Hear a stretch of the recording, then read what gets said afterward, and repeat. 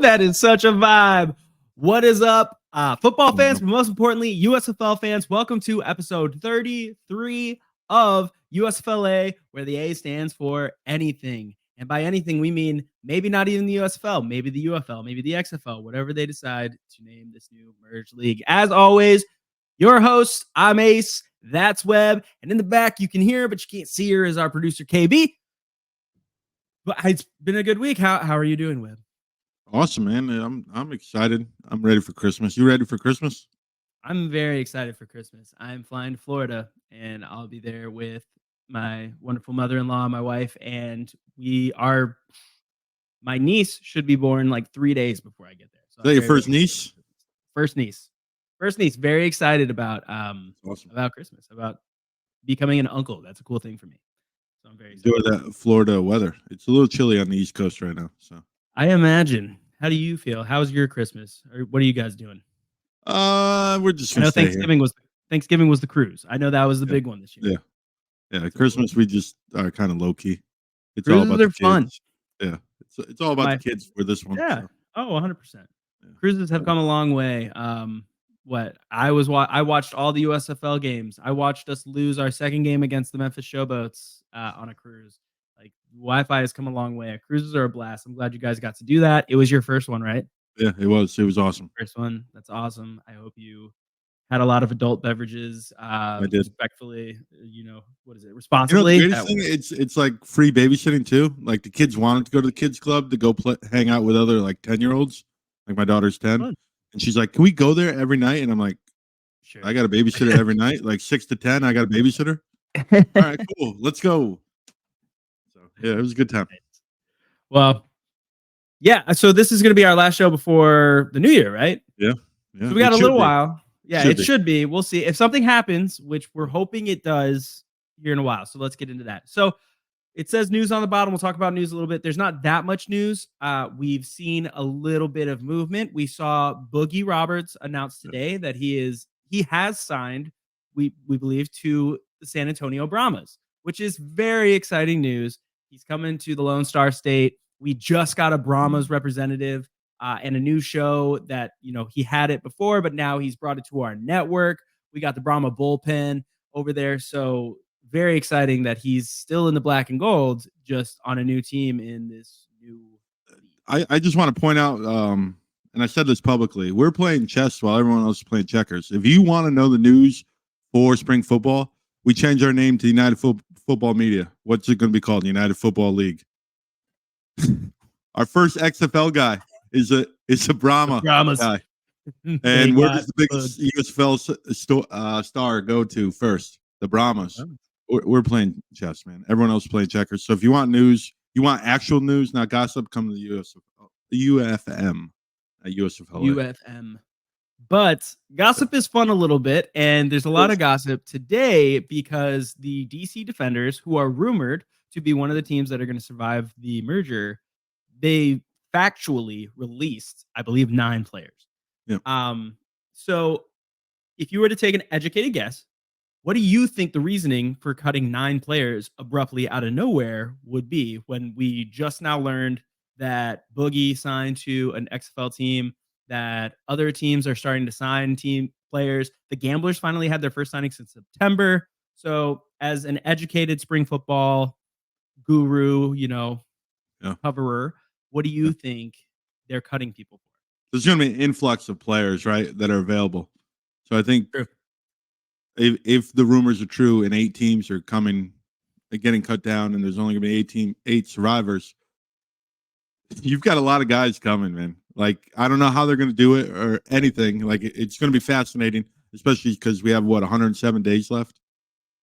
Yeah, like it's something like it's 100. 107 days, and we got to figure out what these 8 teams are going to look like, what camp's going to look like, where's camp going to be, what kind of hub system. Like, there's a lot of news coming over the next, I would say, 3 weeks. It has to be, because like these guys have to get a place to live. I think Mark Thompson has said it a million times. If you follow Mark Thompson, you're not following Mark Thompson now. I mean, what are you doing? If you're a spring football fan, you said that on your show this morning or last night.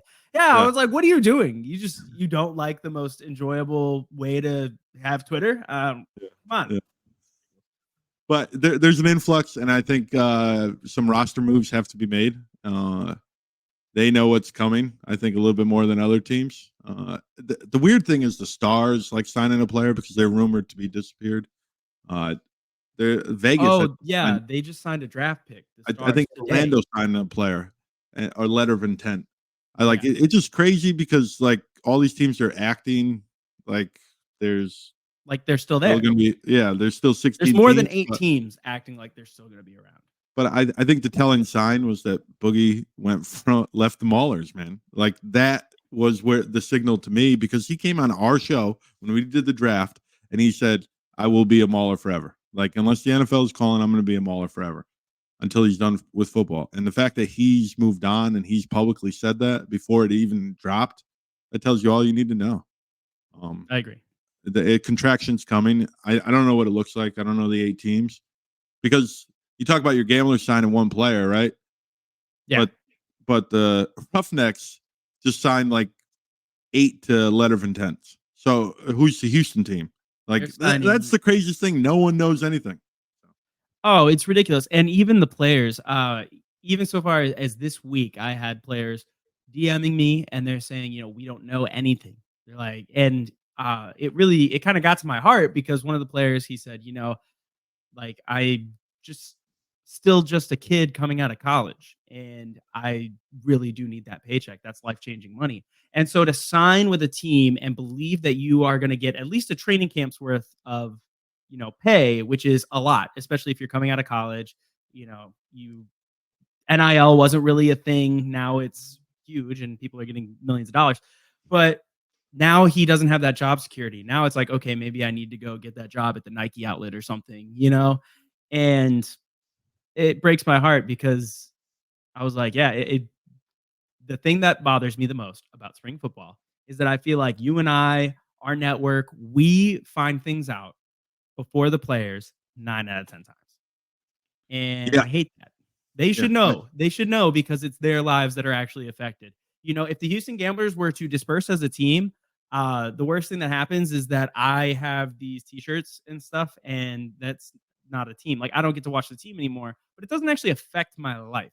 Whereas these players, it's their money, it's where they're going to live, it's their career path. They think that they have signed for a stepping stone to the NFL possibly, and now that they don't know if it's there, and that really bothers me.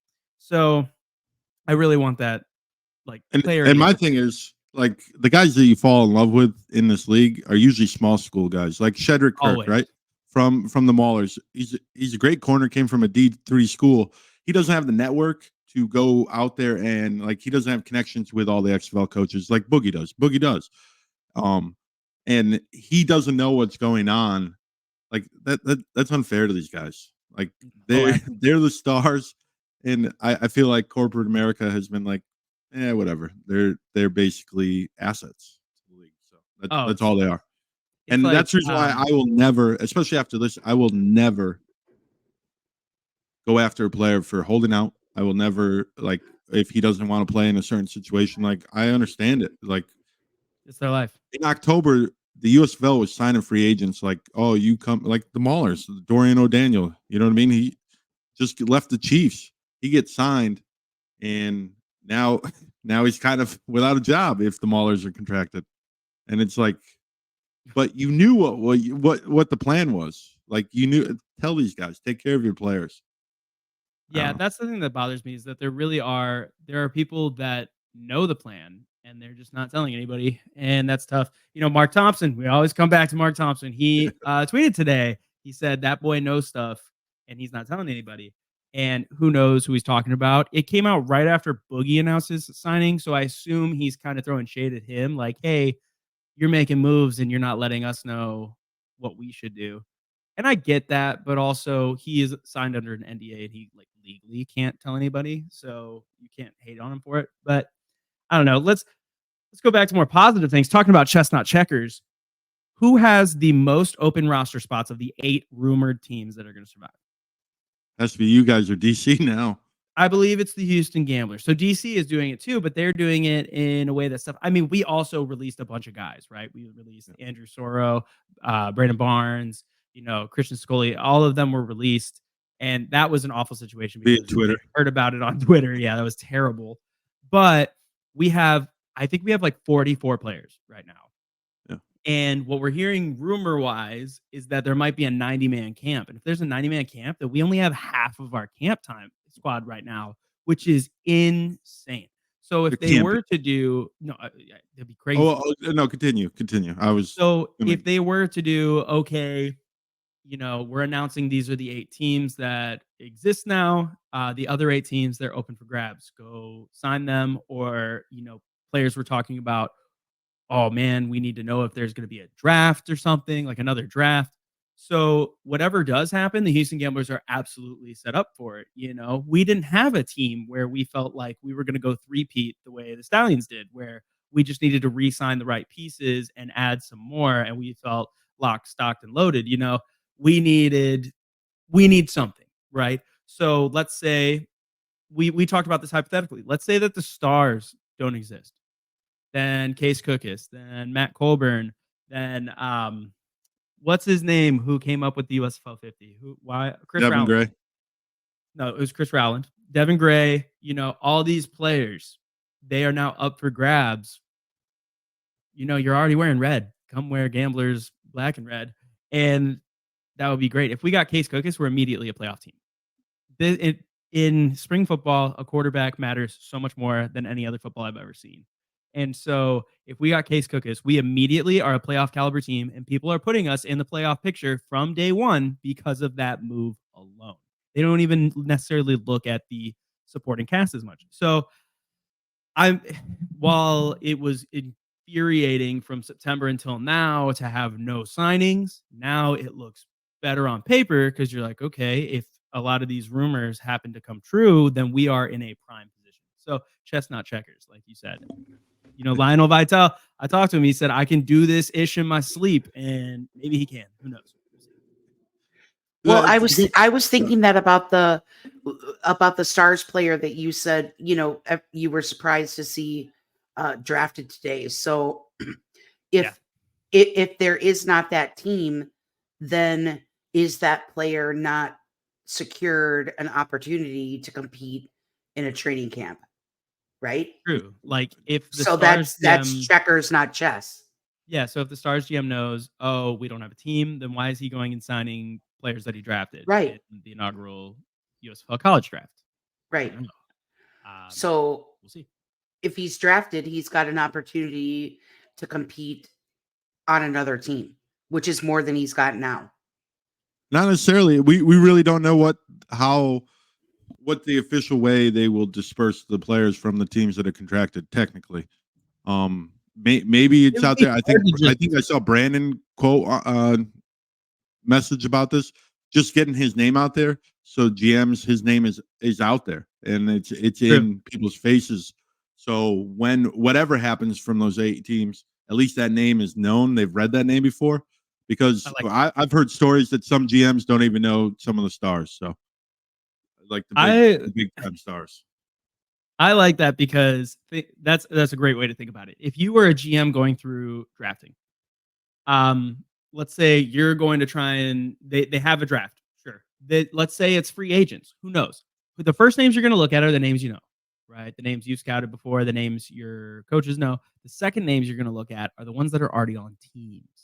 So like if you're a free agent who's coming off a team that just got disbanded, you have an exponentially higher chance of getting signed than somebody who's, let's say, just leaving college. Unless they know the right people, why would you not go for the person who already has spring football tape, who already a GM has done the work on and signed to their team, took the time to? I think it, like you said, it got their name out there, and now they're higher on the rankings list for when GMs start grabbing from the teams that don't exist anymore. Because GMs talk, right? Coaches talk. 100%. And so Boogie signed with San Antonio. They don't have a defense coordinator. You don't know what's going to happen. Maybe he knows what's going to happen, but so there's going to be new coaches that maybe a guy from the USFL goes over to become the defense coordinator for the Brahmas. I'm not saying it's going to happen, but there's a defense coordinator out there that we both have affections that would fit perfectly in the black and gold in San Antonio. I'm just saying, So it's just connection, getting your name out there. GMs Talk, obviously. Michael Woods, I think, is the GM of the Stars. Maybe he knows the GM of the Arlington Renegades, and by getting out there and, hey, you know this guy, right? You just signed this guy. Why did you sign this guy? Kind of networking, so it gets your name out there. I get that.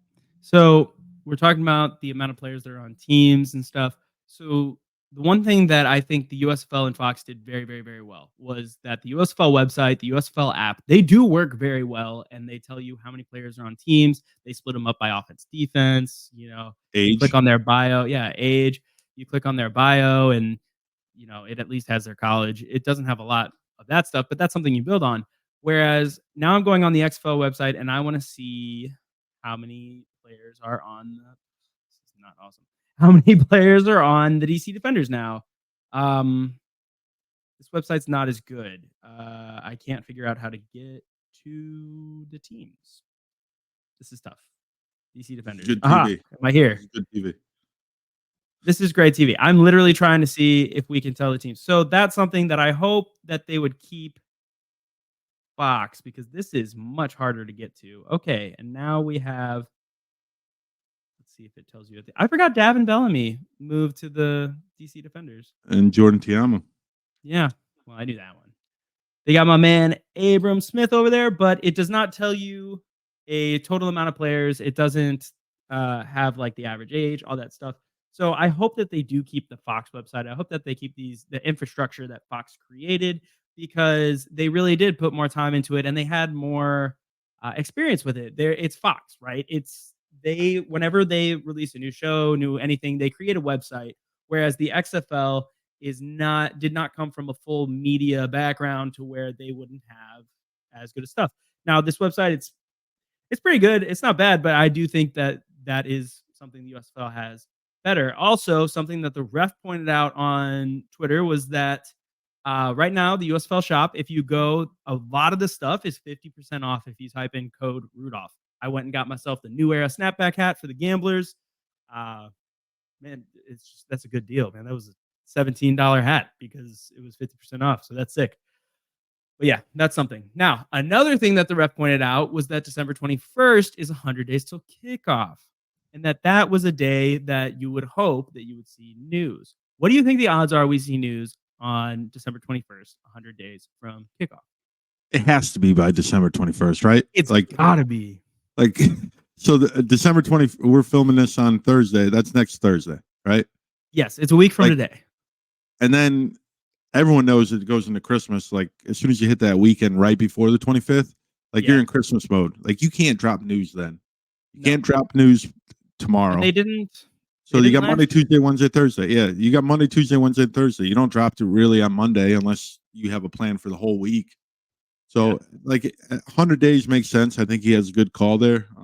He's a marketing guy, so it makes sense that he kind of got that.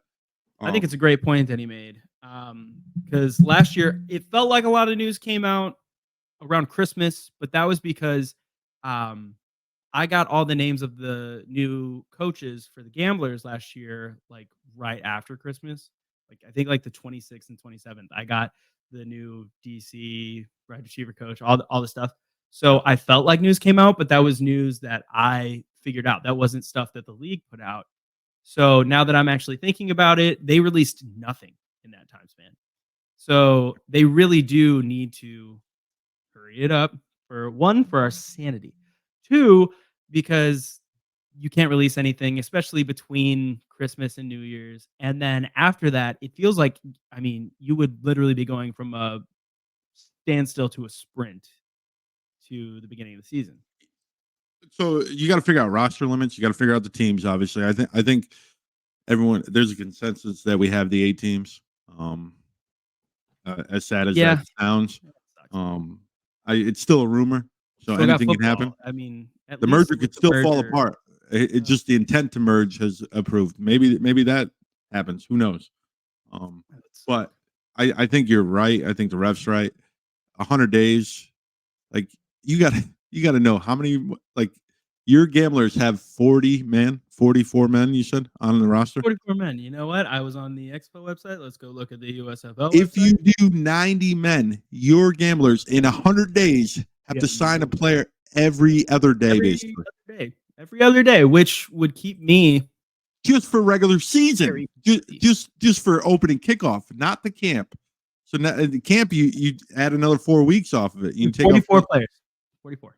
Yeah, so you got to get 46 players by that is Super quite Bowl. Literally a player every other day. I mean, I got to get my up the kickoff, like we're counting the kickoff. We're not even counting like camp and all that. Like, so those guys won't be in camp. It would like, be more than every other day. It would be almost every day.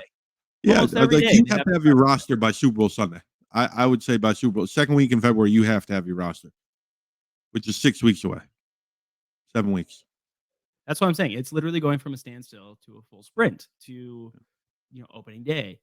And I love the thought of a 90-day camp because it feels like the NFL. It's mimicking Big Brother. 90-man camp, right? Yeah. Is that what you said? 90-day, and I was like, "Whoa, that's a long 90 camp. man, 90 man, 90-day would be crazy." No, 90-man camp. Yeah. It mimics the NFL. It mimics Big Brother. You're getting as many players the opportunity to go and compete for a spot on a team. The thing that scares me is that training camp is already short. Players were already complaining about how short it was, and that was only with 55 players? 58, yeah. 58 players. So you're adding a whole nother 32 players to the mix, trying to go through cuts, and in about the exact same amount of time. So it's so much in so little time that it's hard to think, okay, they're going to go through and they're going to do cuts and they're going to do this stuff while they're also trying to implement a game plan for day one.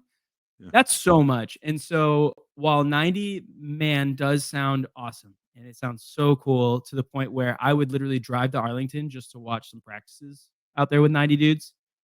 But that sounds incredibly difficult to actually put into place and in practice. Yeah. That's the thing I will say, if they modeled the coaching staff after the XFL, there will be a bigger coaching staff. Because remember, like the Renegades had co-defensive coordinators. True. The Maulers had 4 defensive coaches. You know what I mean? Total. Yeah. Oh, yeah. What was it? So 9 coaches total? It was like a head coach, 4 offense, 4 defense. Yeah, so it wouldn't be as much on the coaches. You mentioned the coaches' news last year was that week before Christmas. Yeah. Because I think their contracts run up on January 1st. So yes, it makes sense. And I don't even think I had announced it yet when I got that news because I was being told who the new coaches were by existing coaches. I was reaching out to the new coaches and I was talking to them. And then like Coach Ray Richleski and, all them, they were like, hey, we don't technically sign our contracts until January 2nd. They're like, so please don't put it out there until January 2nd. So I was just kind of like sitting on it. And so it felt like a lot to me because I was making all these graphics and writing an article and all this stuff about it. But I don't know, it's probably a much quieter Christmas, which is fine because I'll be hanging out with my niece. But there you go. Well, we'll have news. If we're right, if the ref's right, we'll have news in a week. My God, I need news in a week. Which means the signing could happen during Christmas. So it might be a busy Christmas. Which would be cool. But and I'm not going to have a team, so I'll see you next year. I'll be able to take a break. Whatever. But another thing was that last year we did the 100-day countdown to kickoff. I did a graphic every single day, and our members all tweeted them out. Thinking about possibly doing it again this year. If you want to see it, put it in. I like the Jaguars Cup. If you want to see the 100-day countdown graphics, I got to make 100 graphics. If you really want it, comment. If the fans, all 100 people that watch us, if you comment in the comments and you say that you want the 100-day countdown, you want to see it on Twitter and Instagram, I'll do it for you. Just let me know. Hit us up in the comments and say, I want to see it. What players do you want to see on graphics? What kind of graphics? You can even put pictures of graphics that you say, hey, it'd be cool if we got a USFL version of this. Whatever. I'll do it all, man. And now I got XFL stuff to use, which is crazy. I was looking at it today, and I was texting our new guy for the Brahmas bullpen. I was like, "Hey, who's the San Antonio Brahma who's on the roster again for season 2 and was a fan favorite?" Because I don't know. I knew Jack Cohn, who I thought was awful, and Hines Ward. So it's like I don't know what to do, but very exciting. So if you want that, let us know. Who would you use? Because I can't pick up the XFL guys. I don't even know. I made a graphic today, and I don't even know who it was. I don't even know if he's on the team for season 2, but he was in the right stance, so I used him. So it's a learning curve. I got to learn a whole nother 4 teams probably, but it'll be a fun time. And there's a lot of movement, a lot of players moving on to teams. But another PSA we're going to put out with the merger, we are losing and gaining people in UFM every day. If you want to start a podcast, if you're a Battlehawks fan, a Renegades fan, or a DC Defenders fan, if those do happen to be the 3 teams, if we hear news about that and you want to start a podcast, you have a podcast, you want to join United Football Media, us over here, get your show on our channel, we're totally down. We are trying to expand. We want to be able to cover the entire new league as a whole. So even if you're for a team that is rumored to not exist, hit us up. We'll see what happens. Brahma Bullpen, he posted his last episode he posted on both his old YouTube, and then it got posted the next day on ours. And I believe he quadrupled, if not 5 times. I think it's even higher than that. Yeah, like he blew his views out of the park. Yeah. And he got tons of comments. It was awesome. His first video really blew up, and it got me really excited, and I was happy to work with him and his producer. They are super nice guys, and we are so excited to be working with them and to help them grow and us grow as a channel, and hopefully be able to, pay people at some point. That'd be so cool. So if you want to join us, hit us up in the DMs. We got it down here at @PocketAces_USFL. Might have to change that. That sucks. And at UFM Web. So let us know. All right. So the last thing that you wanted to really touch on before we got to KB's Blindside was some highlights from the 2023 season and coverage as a whole. What do you got? What's yours? What's your first one? My favorite moment was probably the shows we did in person in Canton, especially that Canton one with me, you, that Canton one was a blast. Because we just got off the field with the Maulers, and the fact that I never met you guys, and we're in front of a camera in this random Airbnb. It was really cool Airbnb, better than the second one. The first one was way better. And it was enjoyable to talk football, and that was the highlight. I've never been to Canton before, so that was cool. I never even walked in the Hall of Fame, but just enjoyed Canton, and that show was great. And getting to know all you guys, man. And then falling in love with the Maulers, man. That was my whole year. So shoot, coming from a more than rough experience, trying to go see and get to know my team more in person, to then going to Canton and having the exact opposite, to the point where I'm anxiety ridden and I'm like, I don't even know if I can talk to these players, and they're grabbing us and they're like, no, you need to come into our locker room because we bump tunes and we partying here. Like, you need to come into our locker room with us. It made me fall in love with the Maulers. So, you talk a lot about how, it's really hard to lose the Maulers. You're like, I've never loved a team like this. Like, other than the Gamblers, the Maulers, I always rooted for them. Like, even against my Gamblers. So there's another highlight when we had the USFLA Bowl, when the Gamblers played the Maulers, because they only play once a season and now never again probably, but they played and we won, and I almost felt bad because either way the game turned out, it sucked, because players that I've interviewed so many Gamblers, and then I went and we hung out with all those Maulers, and they were so nice to us and they loved having us out there. And so I loved that we got to talk trash in that game. It was really, really fun. And it came down to, a last big run by Mark Thompson and a missed kick. Yeah. But yeah, so I love that team too. And so now that we pretty much have confirmation with Boogie moving over to the Brahmas that the Maulers have not only were on the chopping block, but got chopped, is tough. And it hurts me too. Like, that sucks, because Canton was a blast. That live show, I think that was like our best USFLA views wise to date. Yeah. Until last week.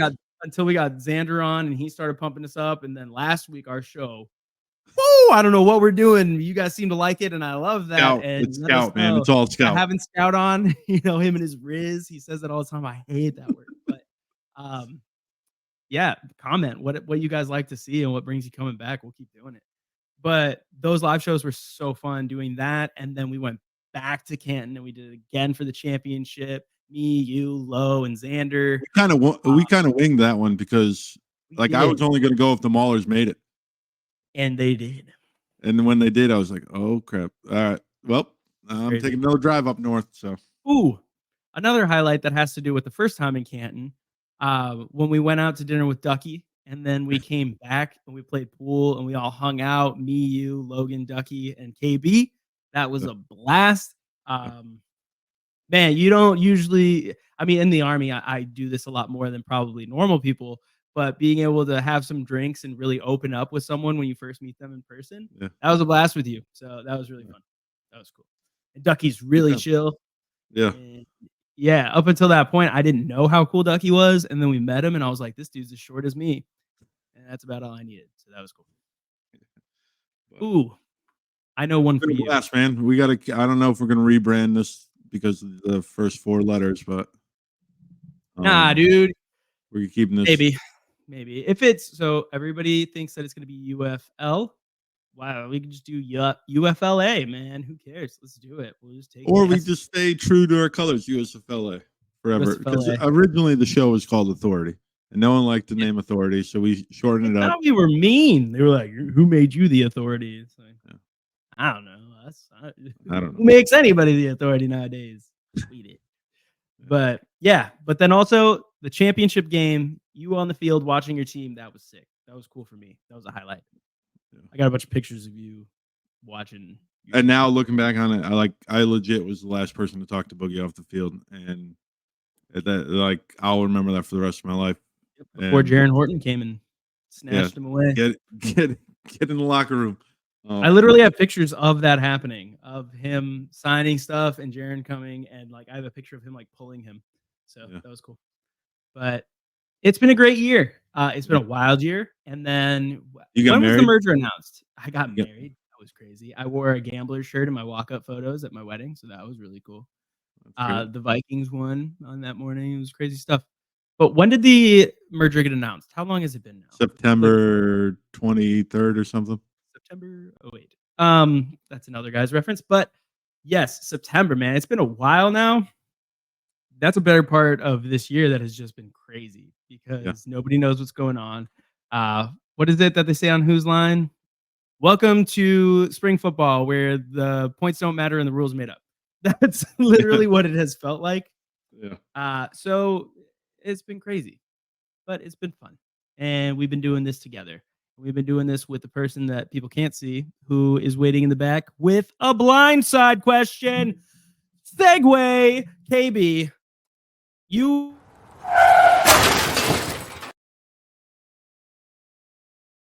Oh, I miss all those. All those. Hope it's not going to play that. Oh, that was perfect. KB, this was I believe the first week that we said, okay, we decided what time we were going to shoot. And you immediately were like, oh, I have a blindside. Because a lot of times you say, oh, I made this up midway through the show or right before the show. But this week you were ready. And that is both scary and awesome. So I'm ready. What is your blindside question? Well, I kind of feel bad about this at this point because, this is typically our debate show. And you guys have been pretty warm and fuzzy for the last. It's the end of the year. It's Christmas. 10 minutes. But give me something I'm losing my team, man. I mean, can't debate. I kind of feel bad, but I don't know what else to say. So my blind side is this, gentlemen. Yes. And Webb said to me, I don't know, yesterday, today, probably today. He was like, I feel like your last few blindsides have been pointed at me. So I'm gonna make Ace answer first. But again, because this was supposed to be the season recap, what I want to know is Ace and Webb. I want you to tell me the one take that the other had and ended up being right and surprised you the most. And I also would like to give you the opportunity to bring attention to the other's worst take of the season. I got him point at me. This is easy. I got him ready. There you go, gentlemen. Go ahead, Ace. Let me think. Ready. I'm debating between two. Go ahead. Okay, the one that you got right that I was so surprised by, even midway through the season, was that you called the Maulers in the championship from the get-go. Yeah. And you said, I really believe that this team can do that. And especially after the first couple games, everybody wrote them off and everybody said, this is the worst team in the league. You know, they were the Orlando Guardians of the USFL. Got to bring some XFL into it now that we're crossing paths. It's the intersection of USFL and XFL. They are the Carolina Panthers. Yes, the Carolina Panthers, dude. Everybody was like, wow, this team is bad. And then they made it to the championship, and you were right. You were totally right, and that blew my mind, but it was also really cool because then we got to go to the championship and watch your team. I just wish my team had been the South Division team. But then your freezing cold take, I don't know. It's up in the air. Is it the Maulers were going to stop Mark Thompson, or is it that Dakota Prukop was going to be? It's 100% Prukop. It's definitely Prukop. And I blame Mike Riley for that because Prukop performed when he actually played, but it's definitely Prukop without a doubt. He was back in the CFL before the season even ended. Yeah, but he would play and he would go 12 for 14, and then Riley would not play him the next game. I don't know what was going on. New Jersey seemed like a hot mess. So I will admit the QB situation in New Jersey was absolutely abysmal. It was like every time a QB had a good performance, it meant that they weren't going to play for a week. It was random and all over the place. If Prukop had been in Houston, I think that we may have been a playoff team. I think he had just a little bit more of the maturity and a little bit better decision-making while being maybe a little less mobile than Bahar. I think he, with his maturity, with his veteran mindset, could have given us that extra edge. We would have made the playoffs and we would have been in over the breakers. But yeah, you were like, he's going to be better than MBT. He might be an MVP. You know, he's the Luis Perez. He's going to be a breakout player. And he was just so not. That was the coldest take. That and that Mark Thompson was going to get absolutely shut out by the Maulers. And then he single-handedly put you guys away. Two runs. It's by 2 runs. You can ask Mark. Go ask Mark. 2 runs, but it was still touchdowns. It was but the rest of the game he was controlled. He was controlled the rest of the game. Let's be honest. He had 2 runs, and I'll give it to him. I tip my cap, whatever. I paid my $100, everything. Your best take was, and it's probably the surprising one. You put the Stallions in the playoffs, even though we criticize Stallions all the time. You probably talked the most trash about the Stallions. Absolutely. And the fact that you fought through all that hate that you have in your heart for the Stallions, the glue factory comments, everything, you still picked the Stallions and you nailed it 100%.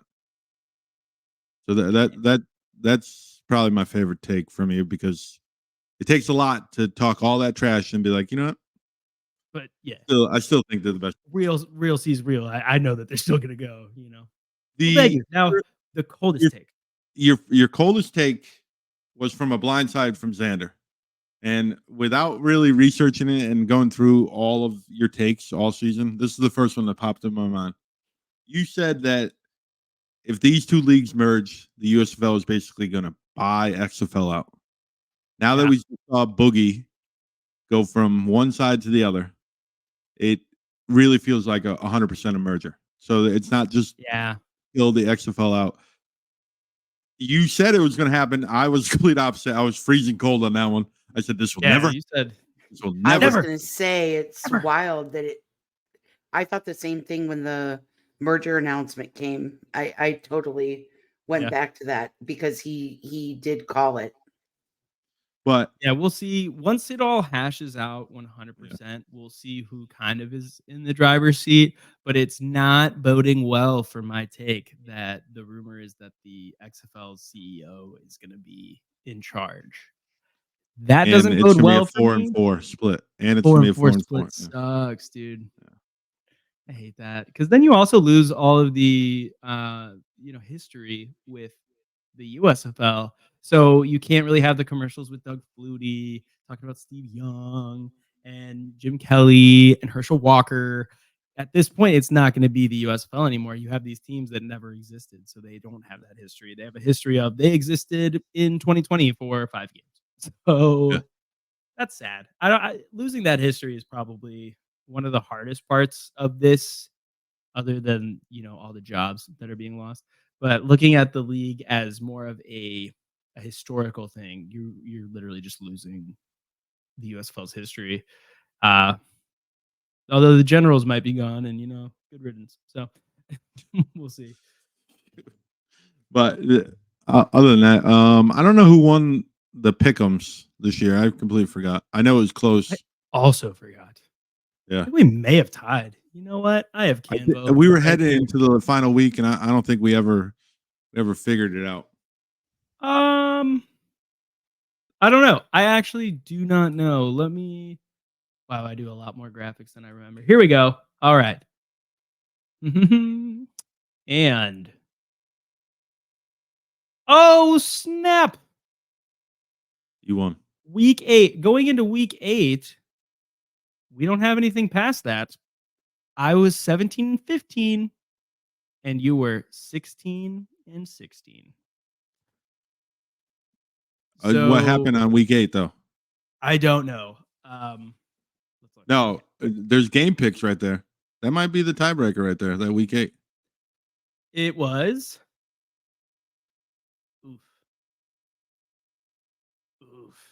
Ooh, I think you might have beat me out with that one. Let me. How do I get this to? What were the games? I could probably tell you. All right, Panthers and Maulers. Week 8. Yeah. No, that's week 9. That's week 9. And then Breakers at Stallions. Yeah, that's week 9. And then Gamblers at Stallions. No, so it was Breakers at Showboats. Showboats. Breakers won. And then it was Gamblers at Stallions. Stallions won. So you got that right. Maulers won. They had Maulers to win the last won? 2 to get in. Yeah, they had to win the last 2 to get in. And then who did the Generals? Then Stars Generals. Generals beat the Stars. Well, you never made your pick yeah. So I don't know. We'll call it a tie. Boy, I thought I got you on that one. We'll call it a tie. No, you won. You won on the record. But I look forward to 2024, man. Forward. Horns forward. That's our XFL team already. I look forward to 2024 with you guys. It should be fun. I look forward to 2024 with you, Webb, with KB, with the rest of the UFM, and especially with you wonderful people who watch our show and comment and care about the ridiculous things that we have to say. So thank you so much for watching the show. All right. What do you got planned for? You got any more table talk this year? Oh yeah, I probably do. I don't know. We'll see. If they sign another player, I will at least do one if players are signed. If not, then we'll wait. We got one last Hammer Time that's coming out. It's special. I'm not going to release anything, but it's a special show. Keep your eyes locked in on our YouTube because the show is going to be something you don't want to miss. If you're a Mauler fan, if you're a USFL fan, you're not going to want to miss it. And if you're a Maulers fan, you 100% don't want to miss it. Oh yeah, it's something that you're going to etch into your brain forever. Yes. All right. Well, with that, AB, thank you for the Blindside. That was a good one. Yeah, that was a great one. Looking forward to next season, gentlemen. I am very much looking forward to it. So instead of this, Web, I say we do horns forwarded out. Horns forwarded out.